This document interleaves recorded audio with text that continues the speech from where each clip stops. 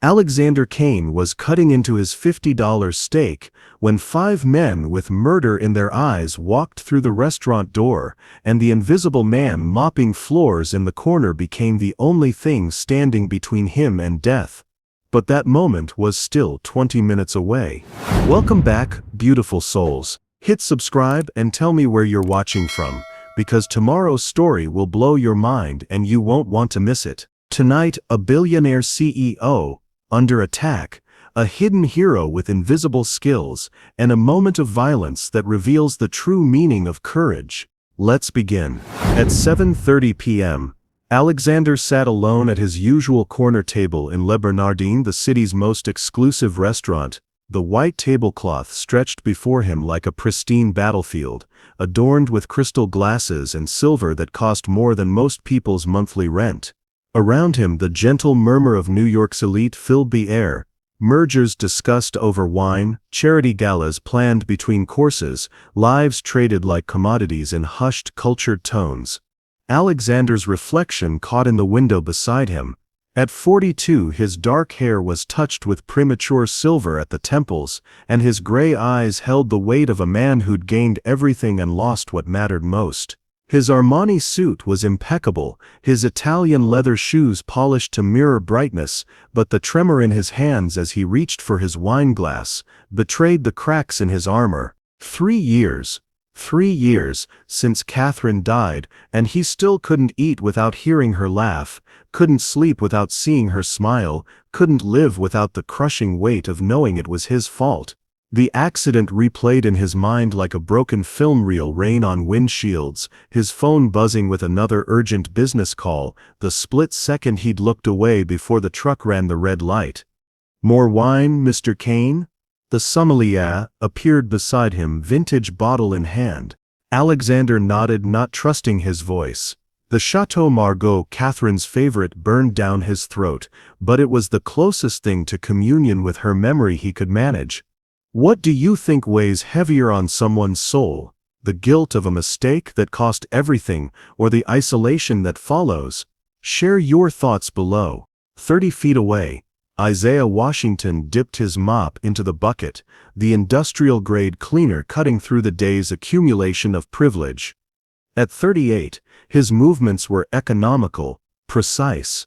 Muscle memory from another life when every motion meant survival. His dark skin gleamed with honest sweat, and though his janitor's uniform was spotless, the other diner's eyes slid past him as if he were part of the furniture. Isaiah had perfected the art of invisibility.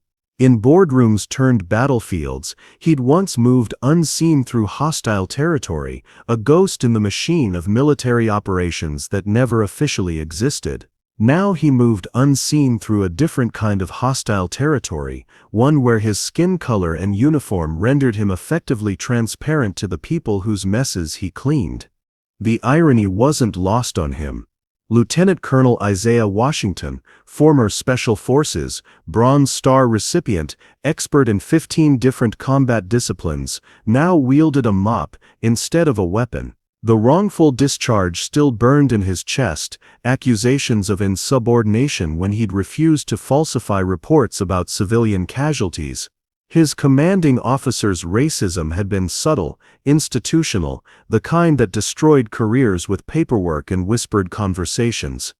"Careful with the floors by table 12, Dmitri, the head waiter, said in passing. "Spilled some wine earlier." Isaiah nodded, moving toward the stain with practiced efficiency. Table 12 was where Alexander Kane sat, though Isaiah doubted the billionaire had ever noticed him despite cleaning around his table twice a week for 8 months. That was fine.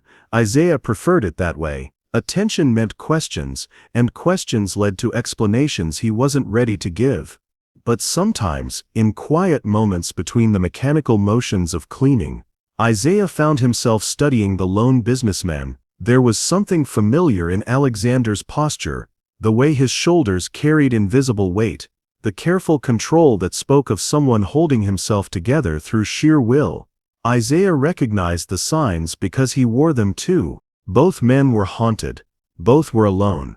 Both had learned that survival sometimes meant building walls so high that even they forgot what lay on the other side. Alexander finished his steak without tasting it, checking his Patek Philippe watch. In the reflection of his phone screen, he caught sight of the cleaner working quietly nearby. For just a moment, their eyes met in the black mirror of the device. Something flickered in the other man's gaze.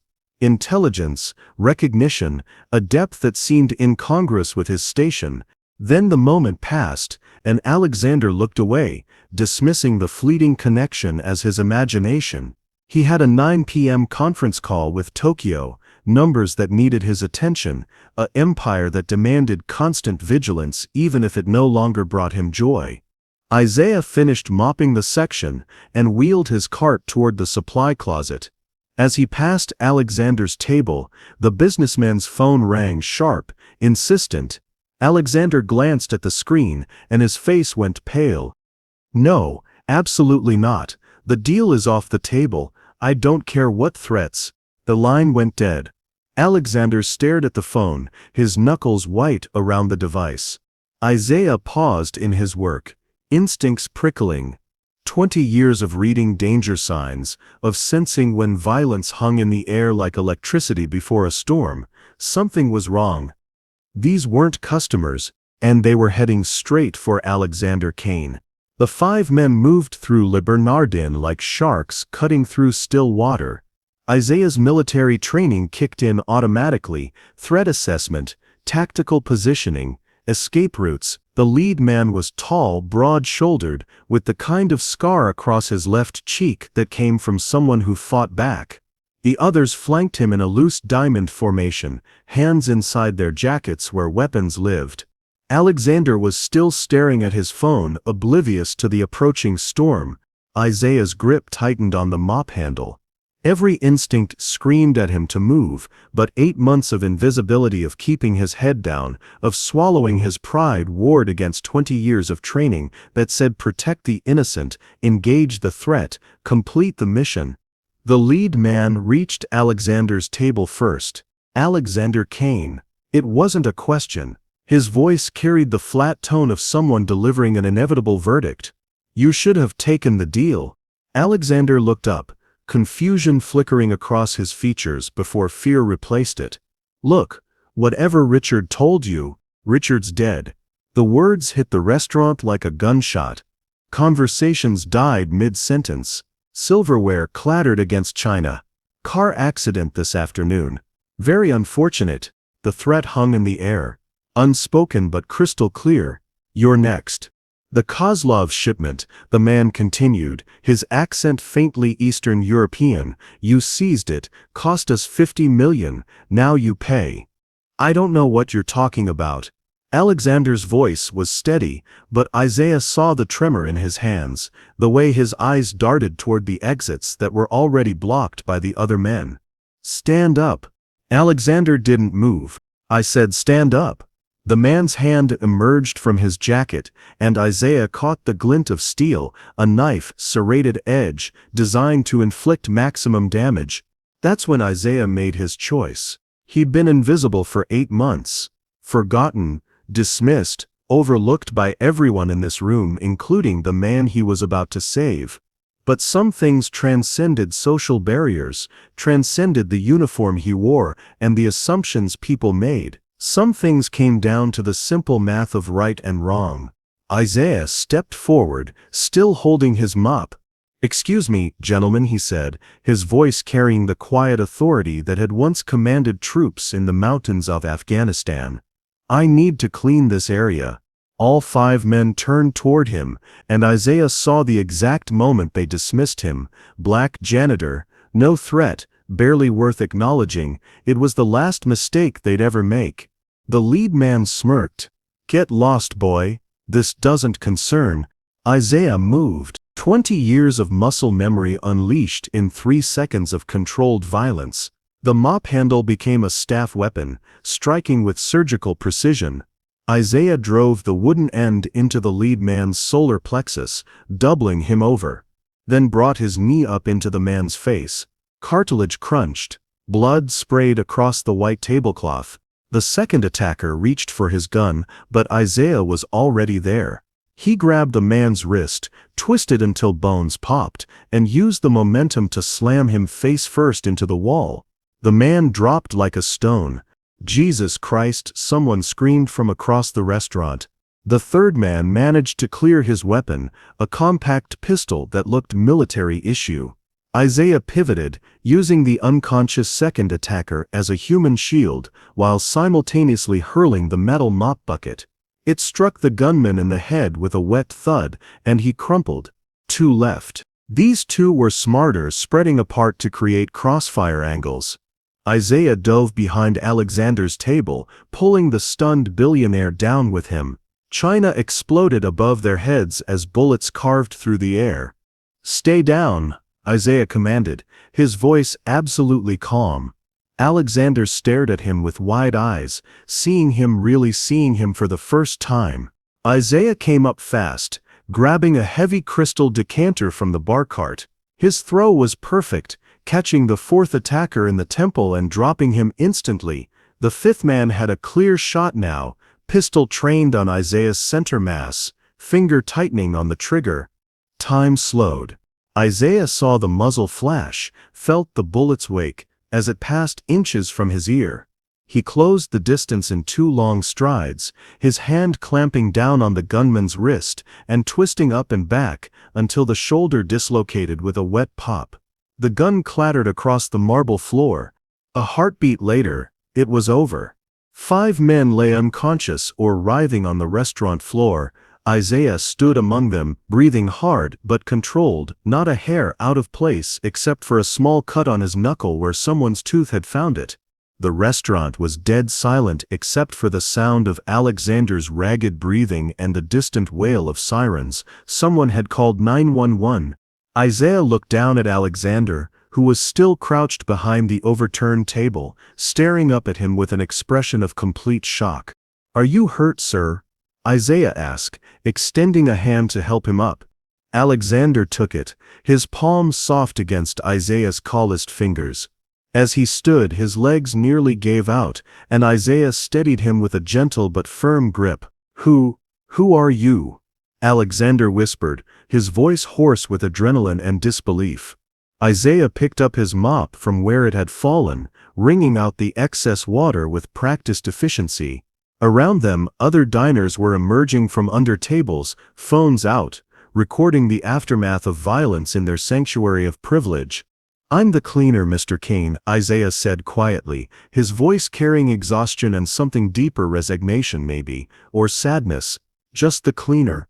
He turned to wheel his cart away, but Alexander's voice stopped him. "Wait." The word cracked like a whip. "Please, don't go." Isaiah paused, his back still turned. In the distance, the sirens grew louder. Have you ever witnessed someone completely surprise you with hidden abilities or strength? Sometimes the people we overlook are the ones with the most to offer. What's your take on judging by appearances? Let us know in the comments. For the first time in 8 months, Alexander Kane was looking directly at Isaiah Washington. Really looking. And what he saw there, the controlled power, the quiet dignity, the strength that had nothing to do with bank accounts or business deals, changed everything. The invisible man had just saved his life. And somehow, Alexander knew his own life would never be the same. The police arrived like a flood, filling Le Bernardin with flashing lights and barked orders. Detective Maria Santos, a compact woman with steel-gray eyes, surveyed the scene with the practiced gaze of someone who'd seen too much violence in too many expensive places. 5 men, all unconscious, minimal collateral damage, she murmured to her partner, Detective Chen. Whoever did this knew exactly what they were doing. Alexander stood near the bar, his statement half finished, watching Isaiah across the restaurant. The cleaner sat quietly in a corner booth, hands folded, answering questions with military precision. "Yes sir, no sir, I witnessed the attack sir." His posture was ramrod straight, despite the cheap plastic chair, and Alexander found himself cataloging details he'd never noticed before, the way Isaiah's eyes constantly scanned for exits, the economy of his movements, the respectful but distant way he addressed authority. "Mr. Kane, Detective Santos appeared at his elbow. "You were saying about the men's motives." Alexander dragged his attention back to the detective, but his gaze kept drifting to Isaiah. I'm sorry, what was the question?" "The lead attacker mentioned someone named Richard. A shipment. Ring any bells?" "Richard Volkov," Alexander said automatically. "Former business partner. We had a falling out 6 months ago over some shipping contracts. Import-export." He paused, the full weight of what had happened hitting him. "You said he's dead?" "Car accident this afternoon." "Very convenient timing." Santos made a note. "These men were professionals, Mr. Kane. This wasn't random." But Alexander wasn't listening anymore. Across the room, Isaiah had stood up, clearly finished with his statement. 2 uniformed officers escorted the 5 attackers, now conscious and cuffed, toward the exit. Isaiah moved to retrieve his cleaning cart, every motion suggesting he was ready to disappear back into invisibility. "Excuse me," Alexander called out, louder than necessary. The entire restaurant turned to look at him. "The man who stopped them. Where is he going?" Detective Santos followed his gaze. "Mr. Washington, he's free to go." Gave an excellent statement, very cooperative. "Hell of a thing, civilian, taking down 5 armed men like that." Washington. Alexander had worked in the same building as this man for 8 months, and had never known his name.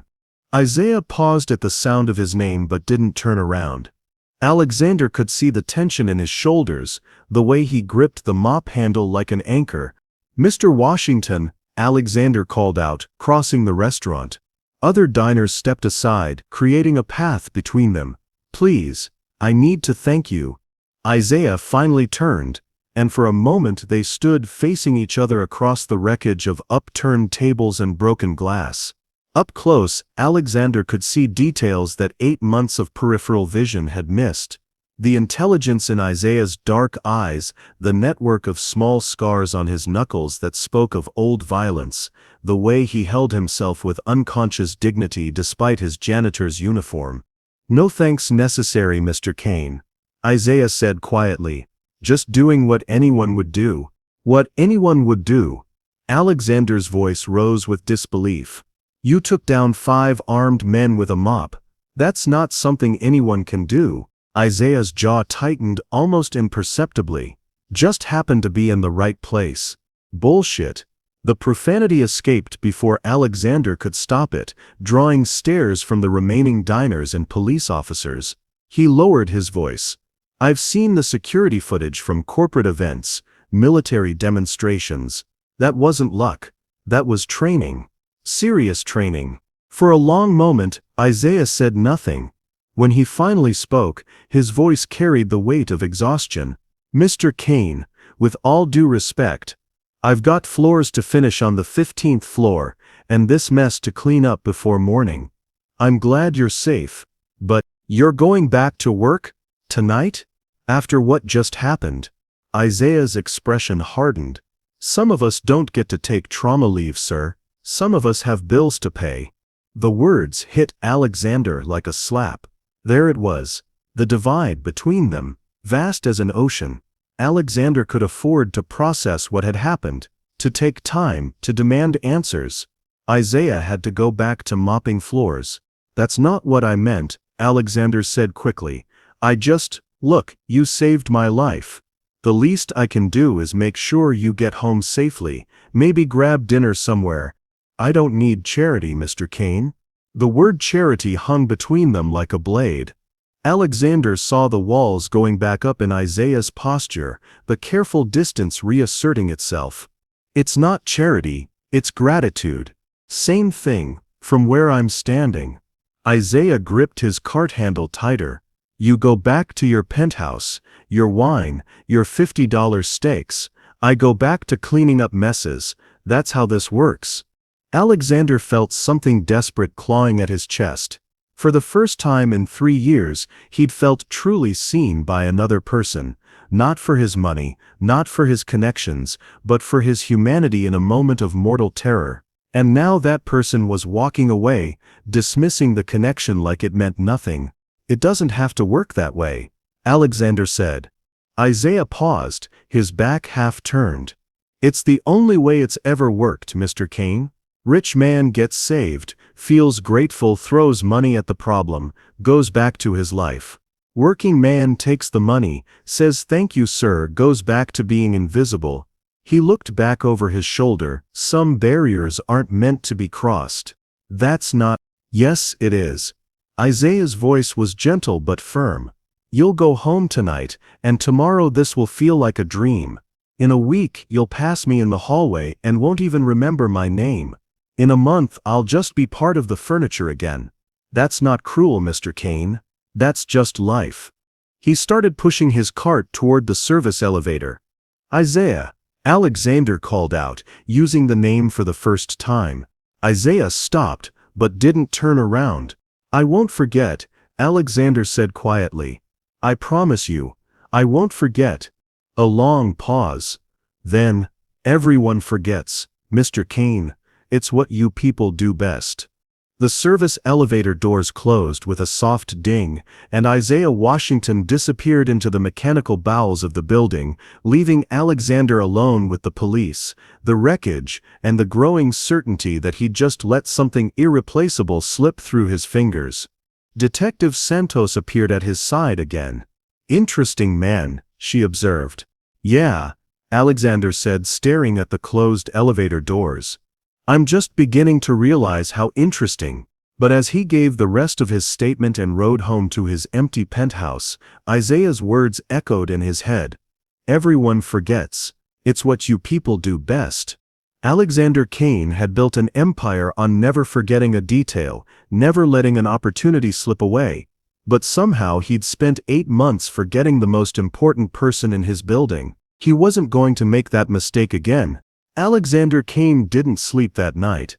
Every time he closed his eyes, he saw Isaiah's fluid movements, heard the quiet authority in his voice, felt the controlled strength of the hand that had pulled him to safety. By 5 a.m. he'd made a decision that would have seemed impossible 24 hours earlier. He was going to find the invisible man who'd saved his life. The corporate offices of Kane Industries occupied floors 12 through 25 of the Meridian Tower.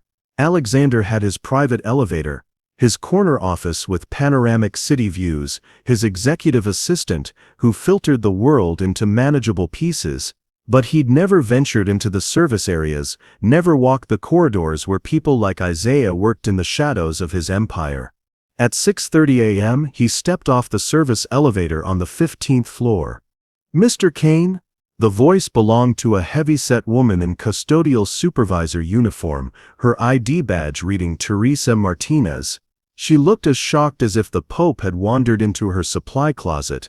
Sir, is everything all right? Did you need something from maintenance?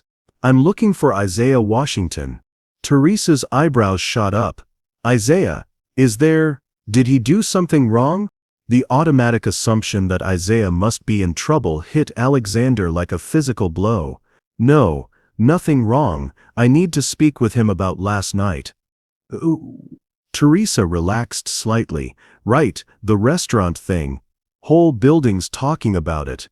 Isaiah's a quiet one, but we all figured there was more to his story. She gestured down a narrow hallway lined with industrial cleaning equipment. He's in the north wing, probably finishing the executive bathrooms.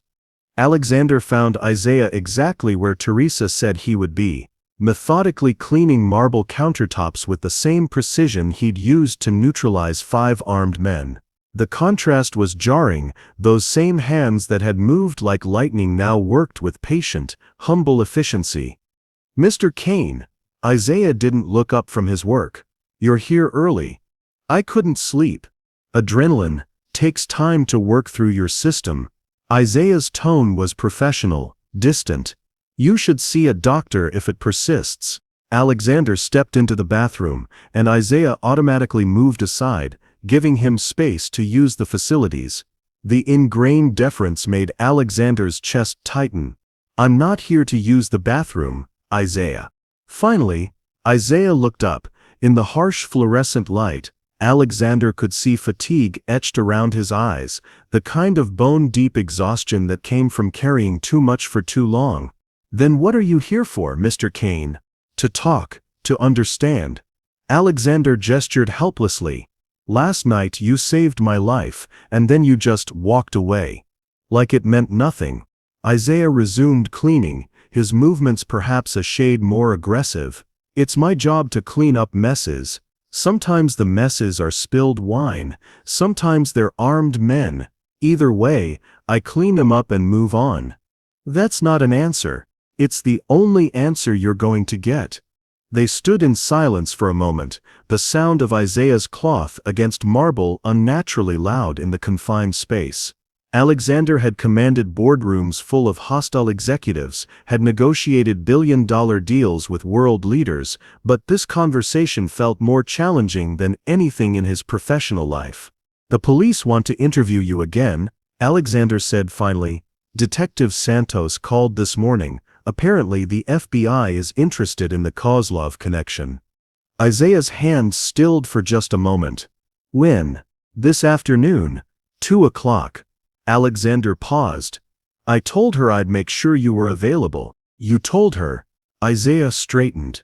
And for the first time Alexander saw a flash of anger in his eyes. "Mr. Kane, with all due respect, you don't speak for me, you don't arrange my schedule or volunteer my time. I was trying to help. I didn't ask for help. Maybe you should have." The words came out sharper than Alexander intended. "Maybe instead of disappearing into the service elevator, you should have stuck around long enough to realize that some people actually give a damn about what happens to you." Isaiah turned to face him fully, and Alexander saw something dangerous flicker in his expression. "You want to know what happens when people like me stick around, Mr. Kane? When we think people like you actually give a damn." His voice dropped to barely above a whisper, but it carried more menace than the armed men from last night. "We get reminded of our place, we get patted on the head, given a bonus, and sent back to cleaning toilets. We get used as a feel-good story for rich people who want to convince themselves they're not completely disconnected from reality. That's not what this is. Isn't it?" Isaiah stepped closer, and Alexander could smell the industrial cleaner on his clothes, see the calluses on his hands from years of manual labor. "You couldn't sleep last night because you realized the janitor isn't actually part of the furniture. It made you uncomfortable, knowing someone you've ignored for 8 months just saved your life. So now you're down here, trying to make yourself feel better by playing savior." The accusation hit too close to home. Alexander felt his own temper flare. "You don't know anything about me." "I know enough. I know you eat alone every Tuesday and Thursday at Le Bernardin. I know you check your phone obsessively during dinner, probably waiting for calls that never come. I know you tip exactly 18%, no more, no less. I know you carry a picture in your wallet that you think no one can see when you pay, but I've seen you look at it when you think no one's watching." Isaiah's voice was quiet but relentless. "I know you're lonely, Mr. Kane, just like everyone else in this building who works so hard to avoid actually connecting with another human being." Alexander stared at him, speechless. Isaiah had seen him, really seen him, in ways that Alexander hadn't realized were visible. The loneliness, the careful routines, the desperate ritual of eating Catherine's favorite meal in the place where they'd celebrated their engagement. "The picture," Alexander said quietly. "You've seen the picture. Your wife. The way you look at it, she's gone, isn't she?" Alexander nodded, not trusting his voice. Isaiah's expression softened slightly. "I'm sorry for your loss." They stood in the sterile bathroom, two men from different worlds bound together by violence and loss and the strange intimacy of being truly seen by another person. "The FBI interview," Alexander said finally. "You shouldn't go alone. I can handle federal agents." "I'm sure you can, but you shouldn't have to." Alexander pulled out his phone. "I'm calling my attorney, best criminal defense lawyer in the city. He'll make sure." "No," Isaiah's voice was firm. "No lawyers, no favors, no debts." "It's not a debt. It's—" "What?" "Gratitude," Isaiah shook his head. Mr. Kane, gratitude is saying thank you and moving on. What you're doing now, this feels like something else entirely. Before Alexander could respond, footsteps echoed in the hallway outside. Detective Santos appeared in the doorway, looking surprised to find Alexander there. Mr. Kane? Mr. Washington? Perfect timing actually, we need both of you at the precinct. The FBI wants to debrief you together. Apparently there's more to the Kozlov organization than we initially thought. Alexander looked at Isaiah, seeing resignation settle over the other man's features like armor. Together? Isaiah asked. Together, Santos confirmed. Seems you two are going to be spending a lot more time in each other's company. Isaiah met Alexander's eyes in the bathroom mirror, and for just a moment, something passed between them. Not friendship, not understanding, but acknowledgement. They were bound together now, whether they liked it or not. Looks like forced proximity it is, Alexander murmured. Isaiah almost smiled. Almost. Careful what you wish for, Mr. Kane. You might actually get to know me. Alexander thought about Isaiah's assessment. Lonely, disconnected, going through the motions of a life without meaning. The truth of it stung, because it was accurate, but it also sparked something he hadn't felt in years, curiosity about another human being. You know what? Alexander said as they followed Detective Santos toward the elevator. I think I'm ready for that risk. Before we continue, if this story is touching your heart, please hit that like button. It costs you nothing but means everything to creators like me who pour our souls into bringing you these emotional journeys. And if you haven't subscribed yet, what are you waiting for? These stories take hours to craft, and your subscription is the only way I know you want more life-changing content like this. The FBI field office in Federal Plaza felt like a monument to institutional authority, gray concrete, fluorescent lighting, and the lingering smell of burnt coffee and bureaucratic desperation. Alexander had been in similar rooms before, usually as a witness in corporate investigations, but never sitting across from Agent Rebecca Torres, whose steel-gray eyes suggested she'd seen too much darkness to be impressed by wealth or status. The Kozlov organization, Agent Torres began, sliding a thick file across the metal table, isn't your typical import-export business.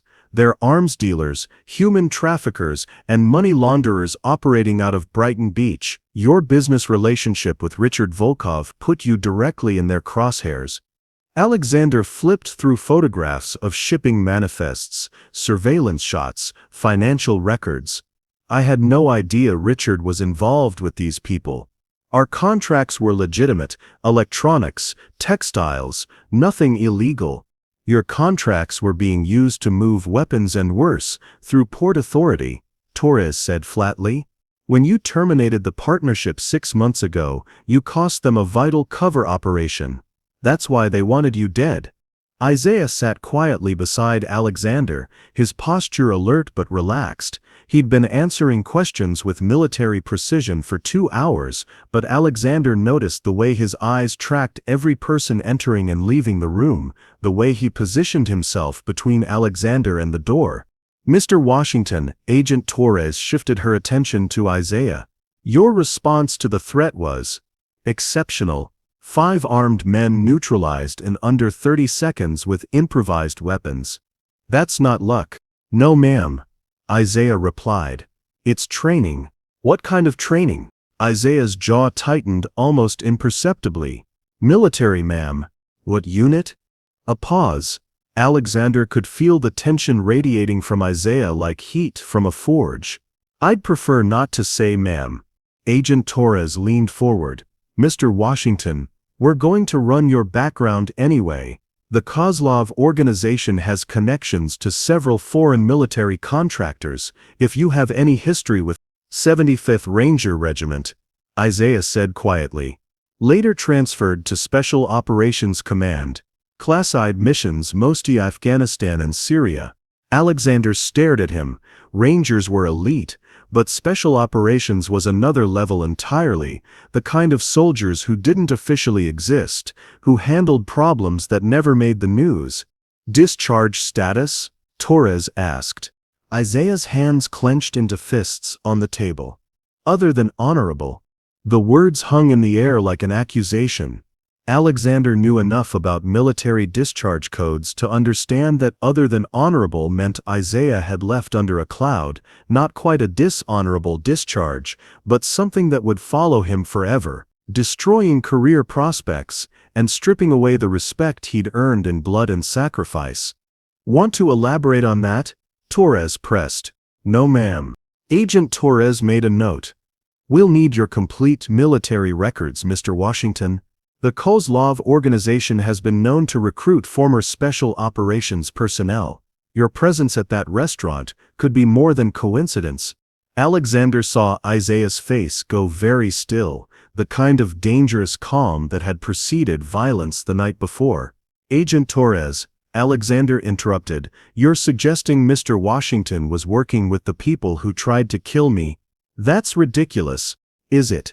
Former special operations, working as a janitor, happens to be in the right place at the right time with exactly the skills needed to handle 5 armed professionals. Torres shrugged. I've seen stranger coincidences turn out to be elaborate setups. Isaiah stood up abruptly, his chair scraping against the concrete floor. I think I need a lawyer. Sit down, Mr. Washington. We're not charging you with anything. Yet. Isaiah.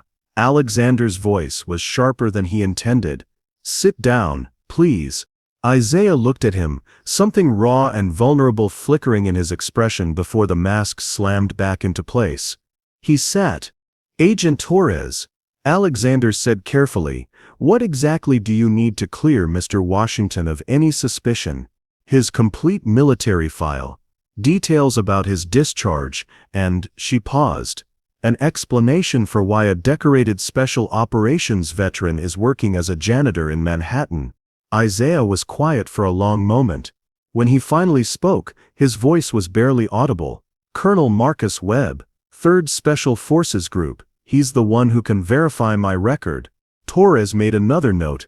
We'll contact Colonel Webb. In the meantime, you're both going to need protection. The Kozlov organization doesn't forgive debts, and they don't forget witnesses.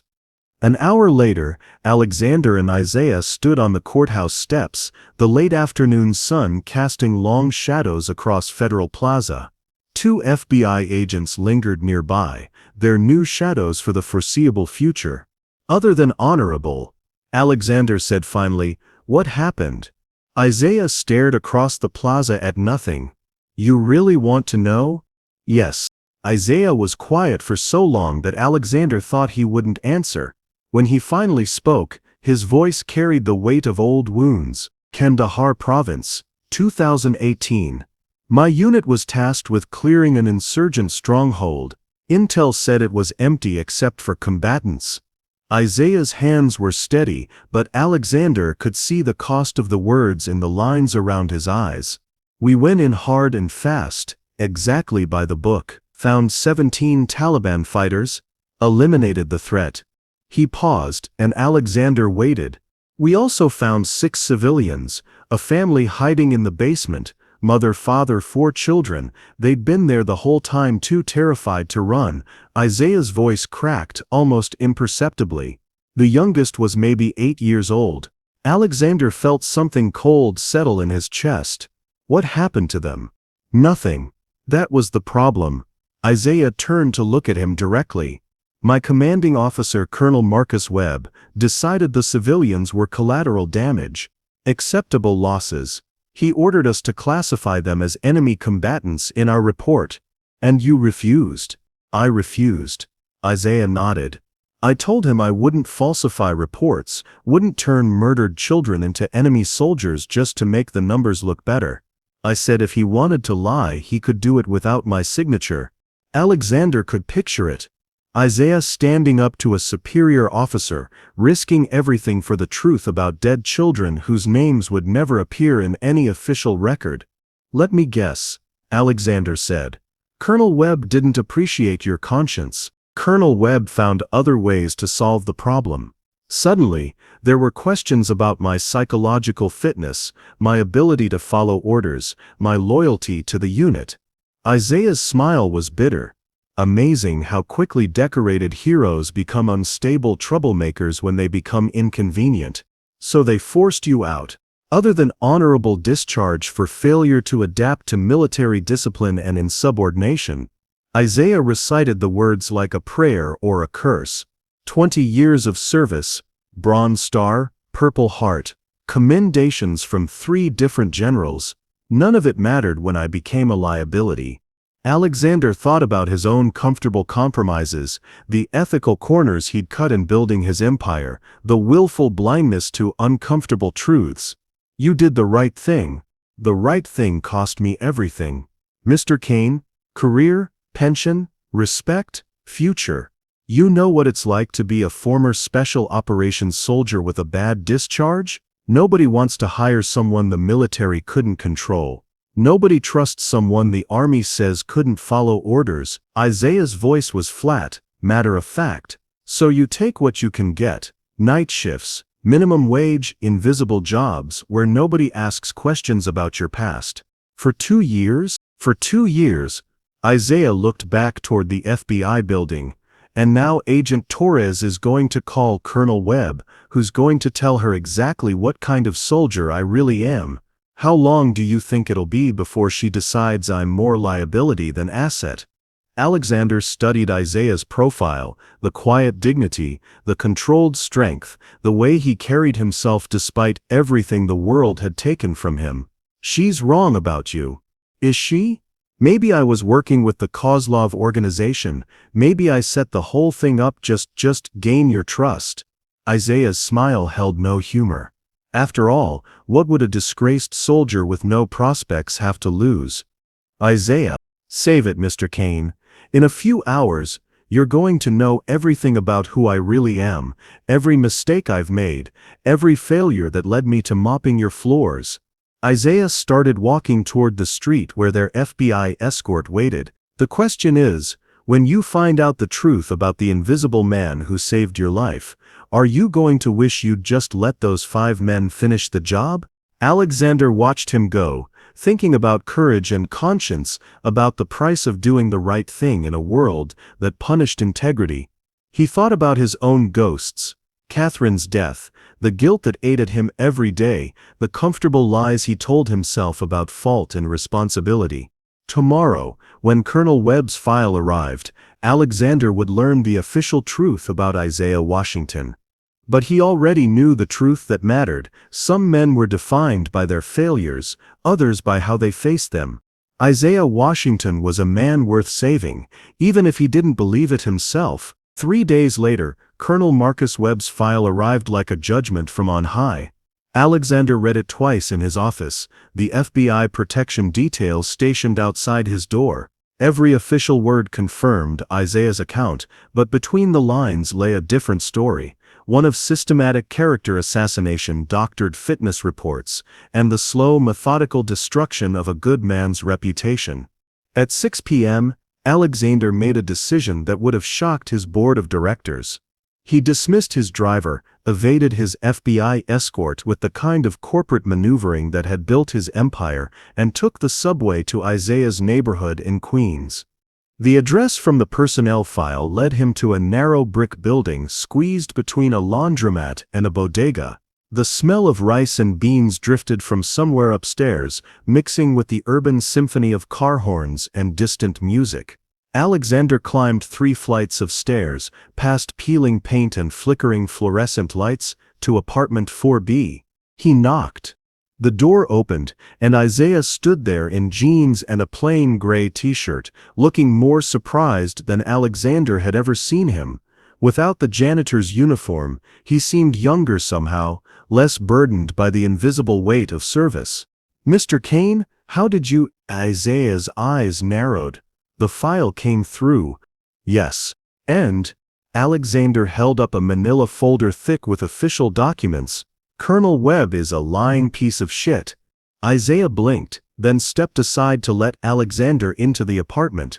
It was small but immaculate, a studio with military precision in every corner. The bed was made with hospital corners, books arranged by height on makeshift shelves, a tiny kitchen that gleamed despite its age. On the wall hung a single framed photograph. Isaiah in dress uniform, flanked by two other soldiers, all three grinning at the camera with the easy confidence of men who'd never doubted their purpose. "That's Marcus and Tony," Isaiah said, noticing Alexander's gaze. "My team leaders in Afghanistan. Both died in an IED attack 6 months before everything fell apart. I'm sorry. They were good men, better soldiers than I ever was." Isaiah moved to the kitchenette. "Coffee? It's not fancy, but it's strong. Please." Alexander settled onto the small couch, struck by how different Isaiah seemed in his own space, still controlled but warmer somehow, more accessible. "I read Webb's reports, the official version of your discharge." Isaiah poured coffee into 2 mismatched mugs, his movements careful. And then I had my people dig deeper, phone records, financial statements, sealed testimony from other soldiers in your unit. Alexander accepted the coffee, inhaling the rich aroma. "Colonel Webb received a substantial consulting fee from Blackstone Military Contractors 3 months after your discharge. Funny thing about Blackstone, they specialize in cleaning up messy situations for the military, making problems disappear." Isaiah sat down across from him, cradling his mug like a lifeline. "You investigated me. I investigated the man who ruined you." Alexander leaned forward. "Webb was taking money to bury the civilian casualties, Isaiah. The family you tried to protect? They were just the tip of the iceberg. He'd been falsifying reports for 2 years, turning dead children into enemy combatants to boost his unit's effectiveness ratings." For a long moment, Isaiah said nothing. When he finally spoke, his voice was hoarse. "How many?" 47 confirmed civilian deaths, classified as enemy kills. "Probably more." Alexander set down his coffee. "You weren't the problem, Isaiah. You were the only one with the courage to say no." Isaiah's hands shook almost imperceptibly. 47. Men, women, children. Their families never got apologies, never got acknowledgement, never got justice. Because good soldiers like you got drummed out when they tried to tell the truth. Isaiah stood abruptly, pacing to the window that looked out over the Queen's skyline. "I knew there were others. I could see it in the other guys' faces, the shame, the way they couldn't look me in the eye when I was fighting the discharge. But I thought," he trailed off, "you thought you were alone. I thought I was crazy. 2 years of wondering if I'd thrown away everything for nothing, if those 6 lives were worth destroying my career." Isaiah's reflection, ghosted in the window glass. "Some nights I almost convinced myself Webb was right. That they were just collateral damage, acceptable losses in the bigger picture." Alexander joined him at the window, close enough to see the exhaustion etched in Isaiah's features. "But you never really believed that?" "No. Even when I wanted to, even when it would have been easier." Isaiah's smile was sad but real. "Those kids had names, Mr. Kane. Fatima was 8, just like I told you. She was holding a stuffed elephant when we found her. I still see her in my dreams." They stood in comfortable silence, 2 men carrying different kinds of guilt but understanding the weight of moral choices in an imperfect world. "Why are you here?" Isaiah asked finally. "Why does any of this matter to you?" Alexander thought about Catherine, about the night she died, about the phone call that had distracted him for just a moment too long. "Because 3 years ago I killed my wife." Isaiah turned to face him, and Alexander saw no judgment in his eyes, only quiet attention. "Car accident. I was driving, took a business call I thought was urgent. Looked away for maybe 3 seconds. Alexander's voice was steady, but his hands trembled slightly. Ran a red light. Truck hit her side of the car. She died instantly. I'm sorry. Everyone told me it wasn't my fault. Accident. Tragedy, could have happened to anyone." Alexander looked out at the city lights beginning to twinkle in the gathering dusk. "But I knew better, just like you knew better about those civilians. Sometimes the official story isn't the truth that matters. The guilt? Isaiah said softly. It changes you. Makes you smaller. Makes you hide. Alexander nodded. I've been hiding for 3 years, going through the motions of living without actually being alive.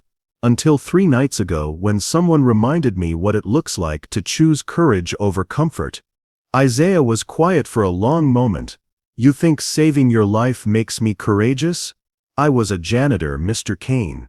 Invisible, forgotten, cleaning up other people's messes because I couldn't figure out how to clean up my own. You were a man with nothing left to lose who still chose to protect a stranger. Alexander turned to meet Isaiah's eyes. That's not just courage, Isaiah. That's grace. Something shifted in Isaiah's expression, a crack in the armor he'd worn for 2 years, a glimpse of the man he'd been before Webb and the discharge and the slow erosion of self-worth. Grace. Isaiah repeated the word like he was testing its weight. Been a long time since anyone accused me of that. Maybe it's time you started seeing yourself the way other people see you. And how's that? Alexander thought about the controlled violence, the quiet dignity, the way Isaiah carried himself despite everything the world had taken from him. Like a hero. Isaiah laughed, but there was no bitterness in it now. Heroes don't mop floors. Heroes do whatever needs doing. Alexander finished his coffee, surprised by how easy this felt, talking to another man without corporate masks or social barriers. The question is what needs doing next. FBI wants us in protective custody until they roll up the Kozlov organization. Could be weeks. Safe house? Safe house. Isaiah nodded. Together, apparently. Agent Torres thinks we're both targets now. Alexander found himself smiling. Forced proximity. Round 2. You sure you're ready for that? Living with the invisible man might change how you see a lot of things. Alexander looked around the small, spotless apartment, thought about the man who'd maintained military discipline and human dignity despite everything the world had stripped away. You know what, Isaiah? I'm counting on it. For the first time since Alexander had known him, Isaiah Washington smiled, really smiled, with genuine warmth that transformed his entire face. Careful, Mr. Kane, you might actually end up liking the person you discover. That, Alexander said, is exactly what I'm hoping for. Outside, the city hummed with 8 million stories of loneliness and connection, loss and redemption. But in apartment 4B, 2 men who'd spent years carrying their guilt alone had finally found someone who understood the weight of moral choices in an immoral world. It wasn't love yet, but it was recognition and respect and the first tentative steps towards something that might eventually heal the wounds they'd both been carrying. Sometimes, Alexander thought salvation came in the most unlikely packages. The FBI's safe house in Westchester looked like every suburban dream Alexander had never wanted. Beige siding, manicured lawn, the kind of aggressive normalcy that screamed nothing to see here. For 6 days, he and Isaiah had settled into an unlikely domestic rhythm. Alexander working remotely from the dining room table, while Isaiah maintained the house with military precision, cooking meals that put Alexander's usual takeout to shame, and engaging in conversations that ranged from military strategy to corporate ethics, to the books that lined Isaiah's carefully curated collection. It was the most normal Alexander had felt since Catherine died, which made what happened on Thursday morning that much more devastating. Alexander was on a conference call with his legal team, pacing the living room while Isaiah cleaned the kitchen with his usual methodical efficiency. The call was routine, contract negotiations, merger discussions, the kind of high-stakes maneuvering that had once thrilled him but now felt hollow. Need to move fast on the Peterson acquisition, his attorney was saying. Window of opportunity won't stay open long. What's the timeline? Alexander asked, half watching Isaiah organize the already perfect pantry. 2 weeks, maybe less. But there's a problem. Peterson's board is spooked by your recent legal troubles. They're worried about the Kozlov connection, bad publicity. Alexander stopped pacing. What kind of solution are you suggesting? Distance yourself from the restaurant incident. public relations spin, maybe a charitable donation to show you're moving forward, focusing on business rather than what? A pause. Rather than whatever personal involvement you've developed with the janitor. The words hit Alexander like ice water. Excuse me, Alexander, the optics are complicated. Wealthy CEO, saved by working-class hero, makes for good headlines initially, but prolonged association raises questions. Some people are starting to wonder about your judgment, your priorities. In the kitchen, Isaiah had gone very still. My priorities are fine, Alexander said carefully. Are they? You've been out of the office for a week, you're living in protective custody with a man whose military discharge is raising red flags with some very important people. Peterson's board specifically mentioned concerns about your stability and focus. Alexander's hands clenched into fists. Isaiah Washington is a decorated veteran who saved my life. Isaiah Washington is a former special operations soldier with a problematic discharge who now works as a custodian. The contrast is jarring. It makes people uncomfortable. People like who? Like the Defense Department contractors Peterson works with. Like the corporate boards you'll need support from for future deals. Like the investors who expect their CEO to maintain appropriate social boundaries. The phrase appropriate social boundaries landed like a slap. Alexander could feel Isaiah's presence in the kitchen doorway now, listening to every word. Let me be clear about what you're suggesting, Alexander said, his voice dangerously quiet. You want me to distance myself from the man who risked his life to save mine because it's bad for business. I want you to be practical. You can show appropriate gratitude without developing a personal relationship that's frankly unusual. A generous financial settlement, glowing character references, help finding him better employment. You want me to pay him off. I want you to handle this professionally instead of emotionally. There are ways to express appreciation that don't involve.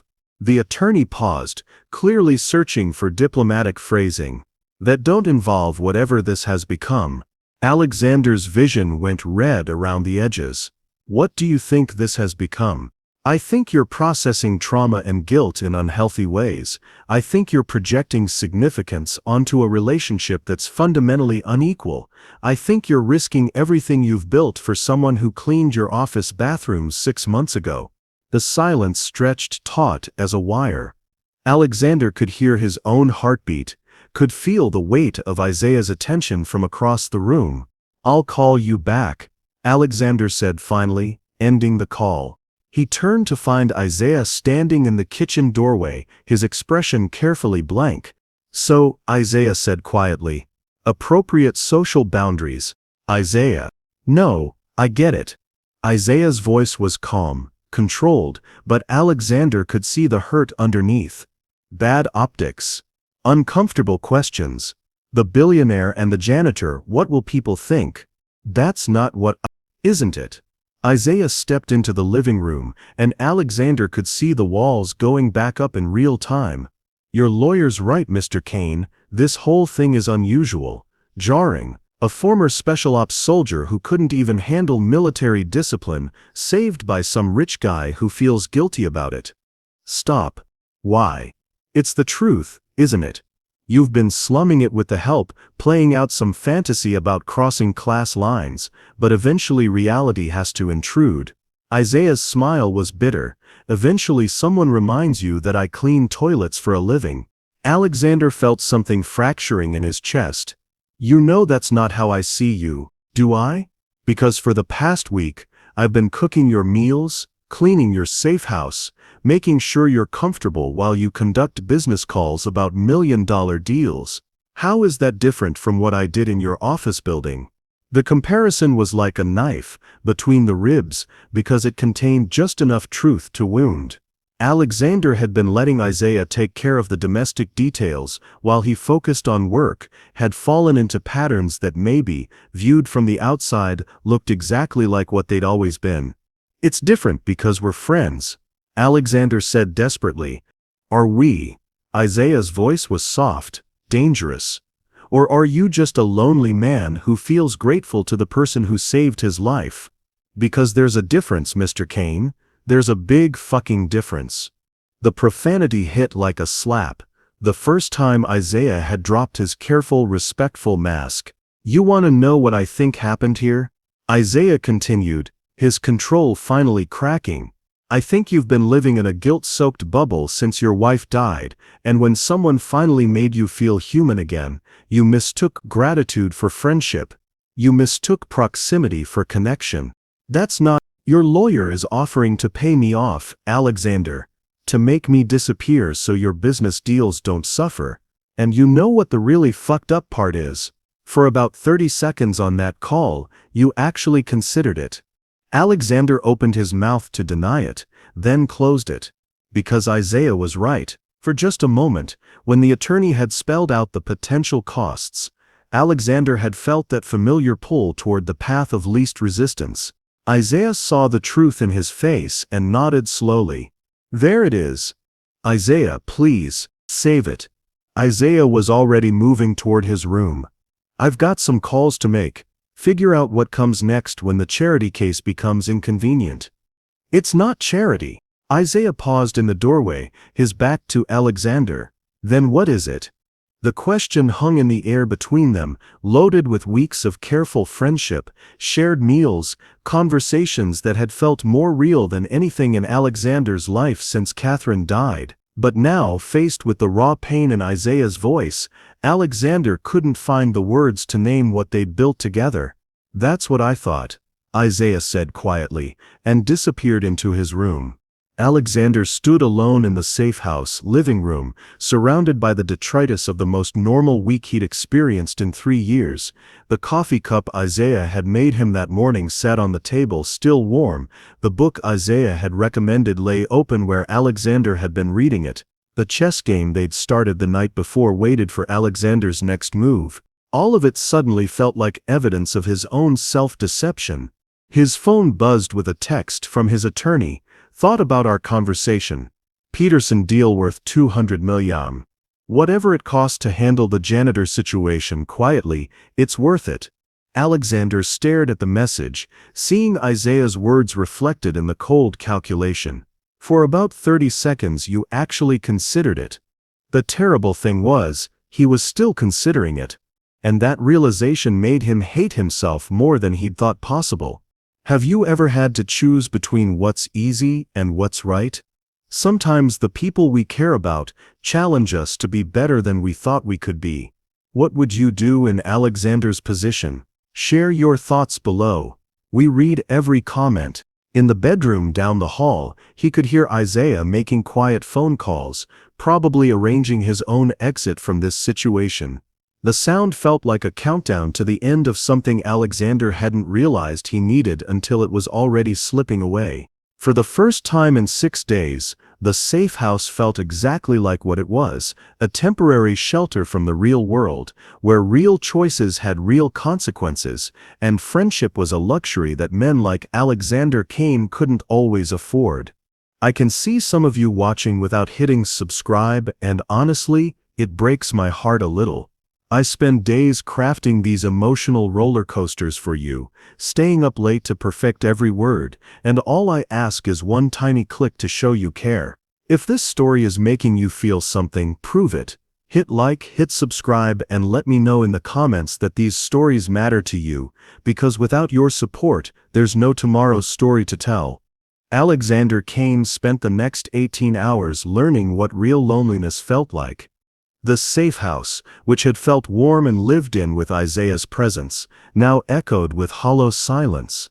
Every room carried traces of the man who'd filled them with quiet dignity, the perfectly made bed, the kitchen organized with military precision, the chessboard where Isaiah's last move still waited for Alexander's response. Alexander hadn't moved his piece. He'd been staring at it for 2 hours, seeing the elegant trap Isaiah had laid 3 moves ahead, exactly the kind of patient, intelligent strategy that made the man's current situation so devastatingly unfair. His phone had been buzzing constantly, his attorney, eager to move forward with the Peterson deal. His assistant, confused about schedule changes. board members, concerned about his extended absence. The business world that had once been his entire life now felt like background noise compared to the silence coming from Isaiah's closed bedroom door. At 3 a.m., Alexander made coffee in the kitchen. Isaiah had maintained like a shrine to order and purpose. His hands shook as he measured the grounds, not from fear, but from the recognition of what he was about to lose, and what that loss would say about the man he'd become. The Peterson deal was worth $200 million. Isaiah Washington was worth, what? In the cold calculus of corporate success, a man who mopped floors was expendable, replaceable, a problem to be solved with money and discretion. But in the algebra of the heart, in the space where Catherine's memory lived, where guilt had carved out canyons of regret, Isaiah had become something else entirely, the first person in 3 years to see Alexander as a human being, rather than a portfolio, the first person to challenge him, to call him on his shit, to make him feel like more than the sum of his bank accounts. Alexander sipped his coffee and admitted the truth he'd been avoiding. He wasn't just grateful to Isaiah, he was in love with him.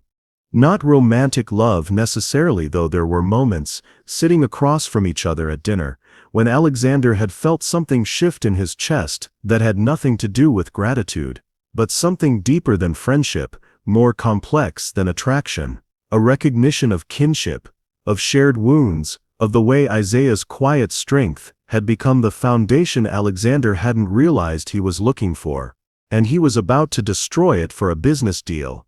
At 6 a.m., Isaiah emerged from his room with a single duffel bag, and the careful composure of a man who'd made his decision. He moved through the kitchen with practiced efficiency, cleaning his coffee cup, wiping down surfaces that were already spotless, small rituals of departure. "You're leaving," Alexander said. "FBI cleared me to go. Kozlov organization's been rolled up, threats neutralized."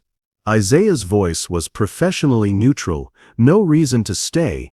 "What about us?" Isaiah paused in his cleaning. "What about us, Mr. Kane?" The formal address hit like a physical blow. After a week of Alexander and Isaiah, they were back to the careful distance of employer and employee. "I made a mistake," Alexander said quietly. "Yesterday. On the call, you were right. For a moment I did consider taking the easy way out. I know. But that doesn't mean, it doesn't matter what it means." Isaiah finished wiping the counter and turned to face him. "You've got choices to make, Mr. Kane. Business deals, board meetings, a life that matters. I've got choices too, like whether I'm going to spend the rest of my life cleaning up messes for people who see me as a convenient charity case. That's not how I see you, isn't it?" Isaiah's smile was sad but not bitter. "Your lawyer offers to pay me off, and your first instinct isn't outrage on my behalf. It's calculation about what that payment might cost you." The accuracy of the observation was devastating because it was completely true. Alexander had spent 42 years learning to think like a businessman first, and breaking that habit even for someone he cared about was harder than he'd realized. "You're right," Alexander said simply, "and I hate that you're right."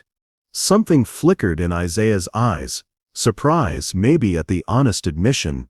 "I've spent 3 years hiding behind guilt and money," Alexander continued. "Catherine died, and I built walls around myself that were so high I forgot there was a world outside them.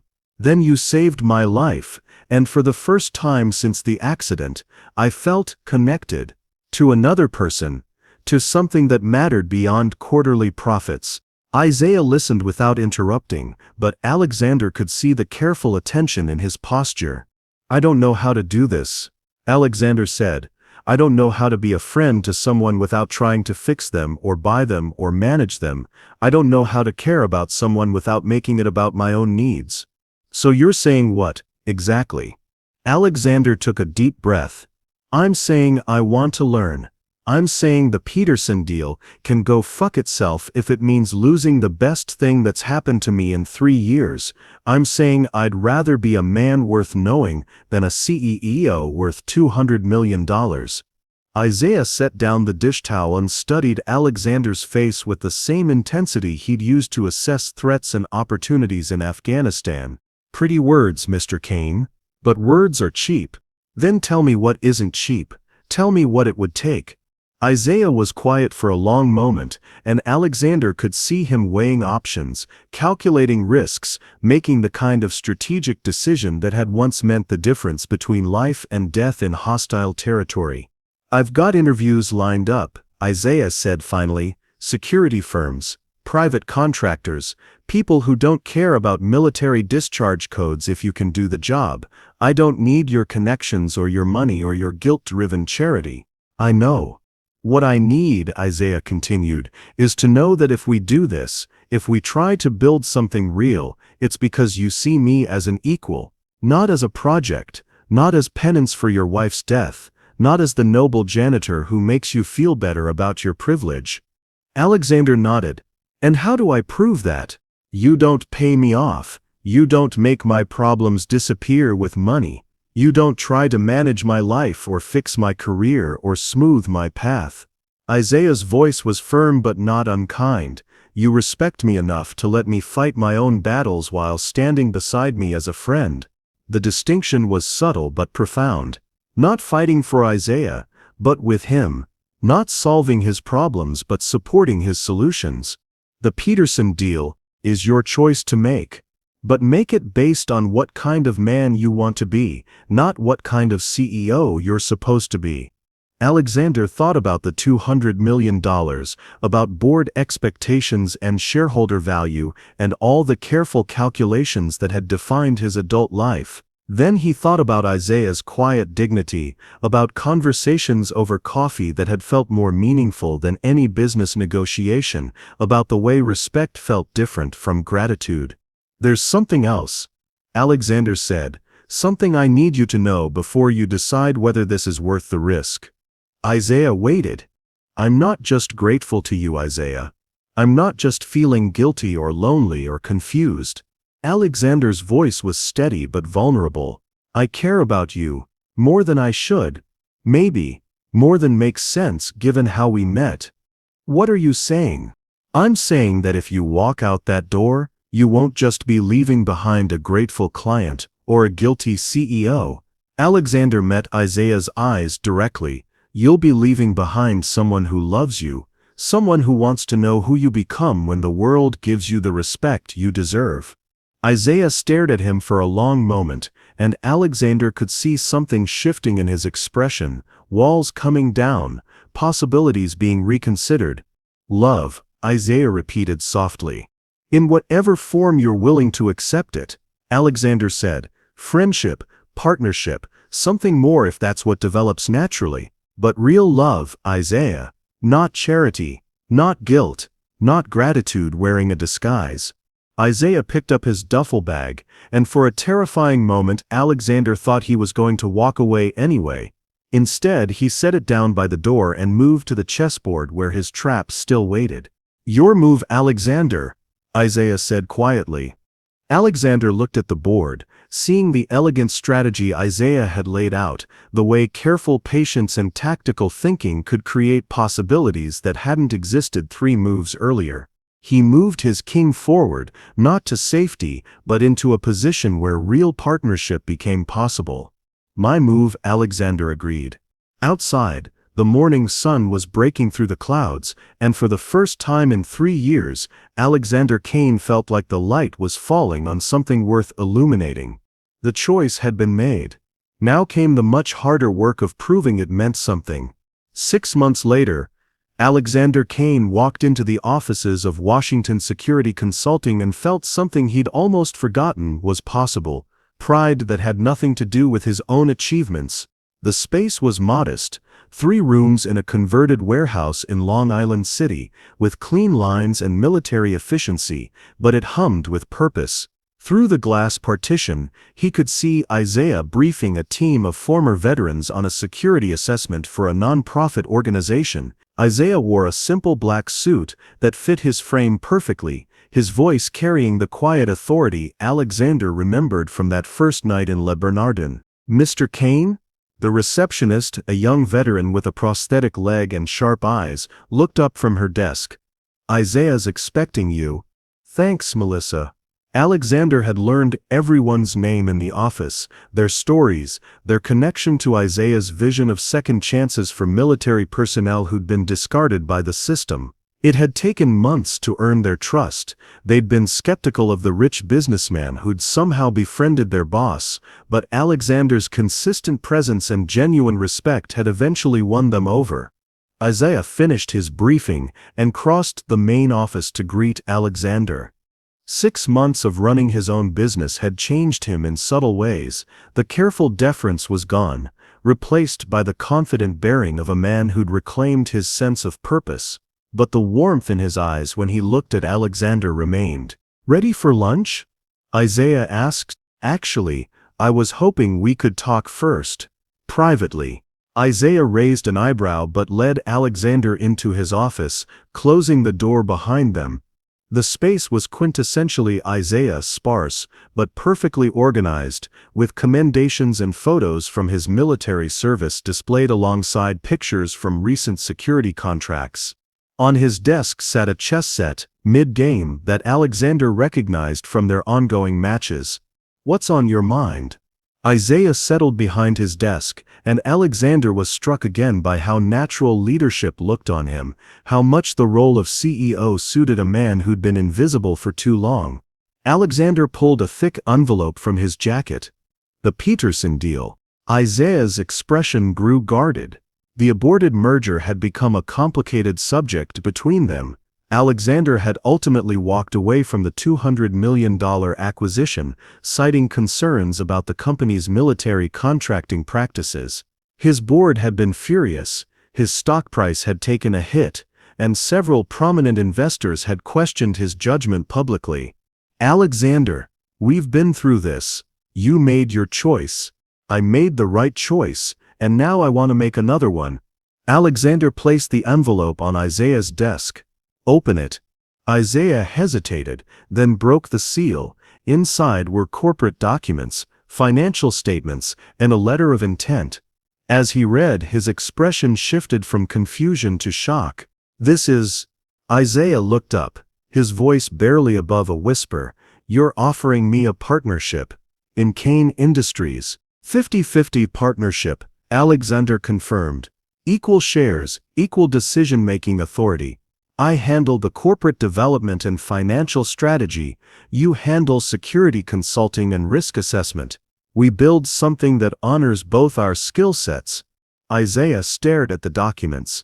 "Alexander, it's worth exactly what your expertise and integrity are worth to me." "Which is everything." Alexander leaned forward. "For 3 years, I've been running a company that made money but didn't mean anything. You've spent 6 months building a business that changes lives. I want to learn from that. I want to be part of something that matters." "This is insane. My board will adapt or find new positions elsewhere. It's my company, Isaiah. I built it. I control it, and I get to decide what it becomes." Alexander's smile carried echoes of the strategic thinking Isaiah had taught him over countless chess games.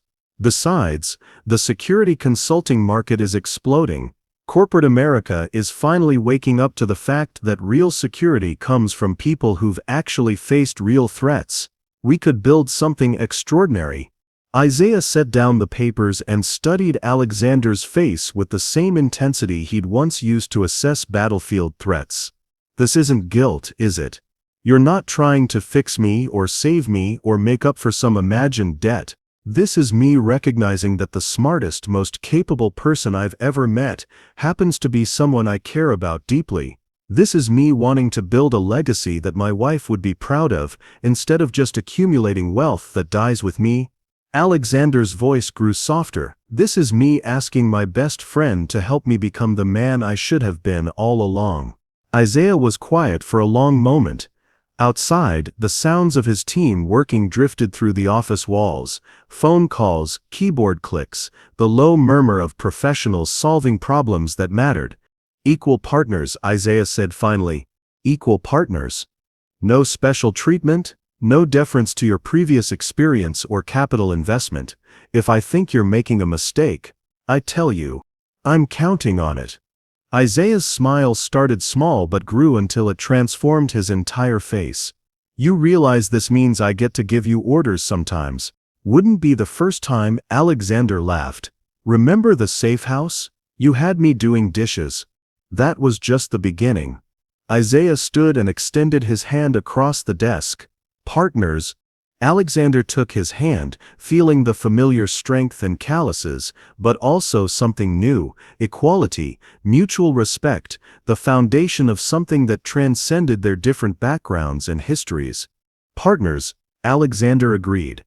They shook hands like businessmen, but the moment stretched into something deeper: acknowledgement of the journey that had brought them from that night in Le Bernardin to this office in Queens, from employer and employee to something neither of them had quite known how to name before. There's one more thing, Alexander said, releasing Isaiah's hand. I want to establish a foundation. Military veterans who've been wrongfully discharged, who need legal support and career transition assistance. I was thinking we could call it the Fatima Foundation. Isaiah went very still. You remember her name? I remember everything you told me that night.